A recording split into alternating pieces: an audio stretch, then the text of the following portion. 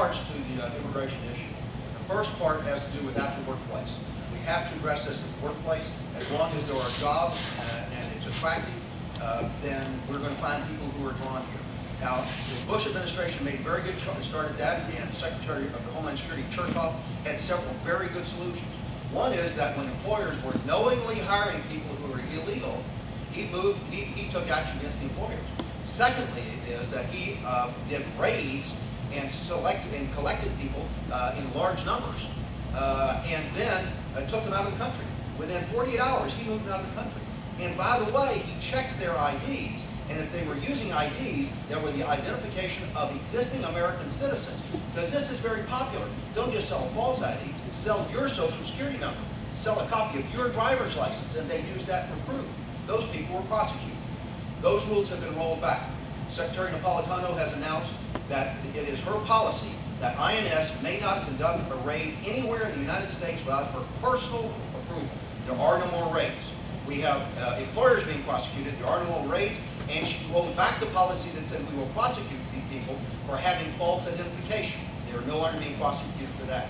The second problem that's got to be addressed is in Mexico. The people are coming here because they are dirt poor in a country where there are very many rich people. Well, they're coming here for medicine because their elite won't pay for it. Well, we ought to put the pressure on them. They're coming here to put their kids in our schools because we put no pressure on their elite back there. They've got no jobs there, so they come here. We need to put pressure on the elite in Mexico to sort out their problems. Then third comes the issue of the border, and it is a serious issue.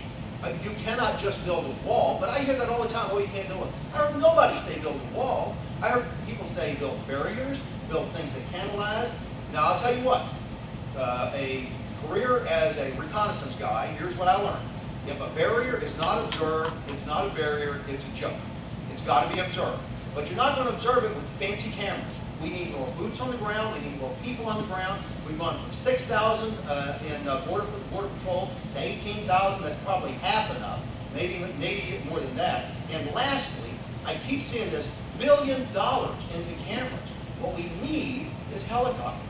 And we won't go into it right now. We don't have time. But come see me later. We'll do the calculation. You know how to take a pencil, and I'll show you that with about half as many helicopters as we have at Fort Hood, we can cover every spot on the southern border. We can respond within 15 minutes. We can have a team on intruders, pick them up, and move them out. We do not have the will, the political will, to solve the problem on the border. That's the issue.